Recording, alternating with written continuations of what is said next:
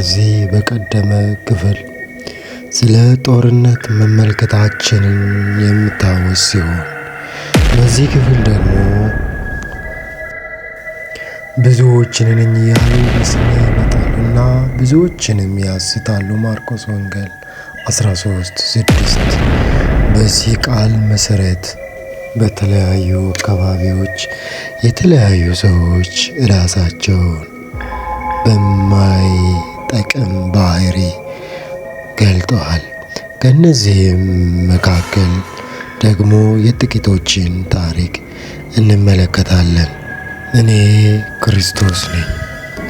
በአንዳንድ አካባቢዎችና ሀገራት የተለያዩ ሰዎች በድፍረት ራሳቸውን እኔ ክርስቶስ ነኝ ብለው ሰይመው ጠርተዋል። ከእነዚህም ሰዎች መካከል አንደኛው ኢነሪ ክርስቶ ቲኤስኤስ። ይህ ሰው የተወለደው በ1948 ብራዚል የተወለደ ሰው ናቸው።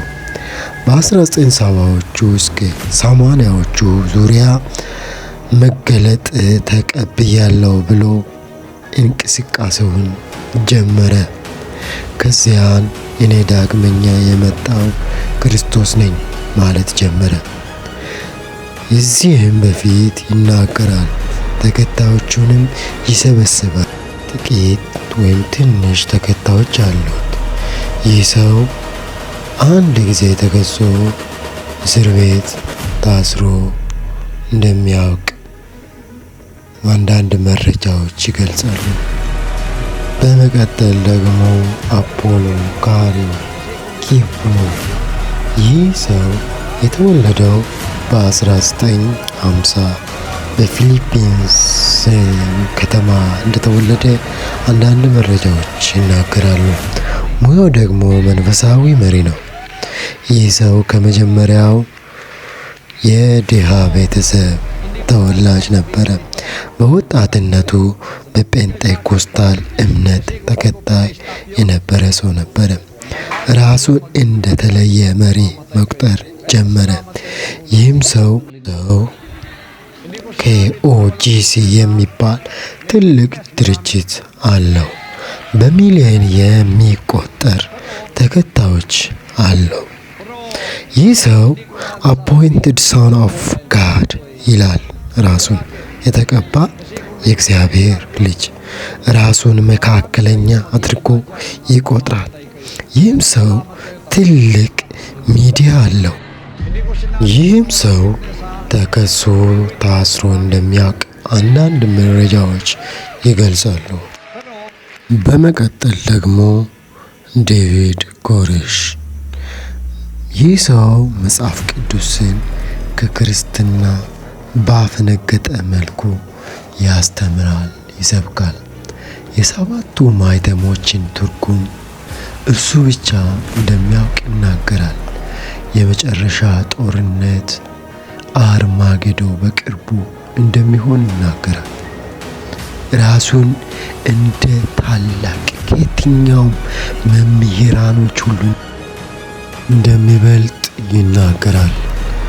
ወገኖቼ ከእንደነዚህ አይነቶች እንድንጠነቀቅ እግዚአብሔር ሁላችንንም ይርዳል። ከነሱ ባህሪ ምን እንደምናይባቸው፣ ምን አይነት ባህሪ እንዳላቸው እንመልከት። እኚህ ሰዎች ዓላማቸው ክርስቶስን ለራሳቸው ክደው ሌሎችን እንዲክዱ ማድረግ ነው። ሌላኛው ደግሞ ሐሰተኛ ተአምራቶችንም ያደርጋሉ፣ ብዙዎችንም በዚህ ያስታሉ። እንዲሁም ደግሞ ራሳቸውን ከፍ ያደርጋሉ፣ ከማንም በላይ እንደሆነ ራሳቸውን ይቆጥራሉ። እንዲሁም ደግሞ እውነትን ይቀይራሉ። ወገኖቼ ስለ እንደነዚህ አይነት ታሪክ ስናወራላችሁ ስለ ሰዎቹ ታሪክ ማውራት መተረክ አምሮን ሳይሆን የእግዚአብሔር ቃል ሲናገር ማርቆስ 13 ከቁጥር 6 ላይ ቅድም ባየነው ክፍል ላይ ብዙዎች በስሜ ይመጣሉ ብዙዎችንም ያስታሉ። እንደሚለው ቃል መሰረት የእግዚአብሔር ቃል መፈጸም ጀምሯል። ይህም ብዙዎች እኔ ነኝ ያሉ መገለጥ ጀምሯል። ስለዚህ የሚሆነውን ሁሉ እያሰብን እንድናደርግ እግዚአብሔር ለሁላችንም ጸጋውን ያብዛልን። ሁለም እንደምላችሁ ይህን ፕሮግራም ሰብስክራይብ እያደረጋችሁ ከጎናችን እንድትሆኑ ስንል በጌታ ፍቅር ነው። እግዚአብሔር ሁላችሁንም ይባርካችሁ። በክፍል 3 እንገናኛለን። ተባርካችኋል።